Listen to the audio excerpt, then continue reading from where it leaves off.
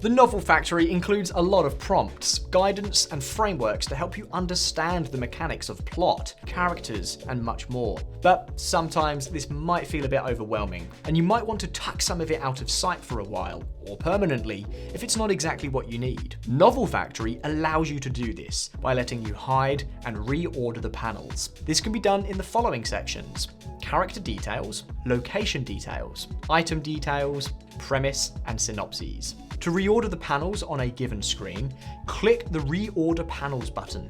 This will bring up a pop-up where you can reorder the panels. Note that this will apply to all items within a section. So if you reorder the panels on one character, it will reorder them on all the characters. You can also choose to hide panels from the display. To do this, click the icon in the Show or Hide Panel icon, and this will bring up a pop-up where you can select which panels are visible and which are hidden.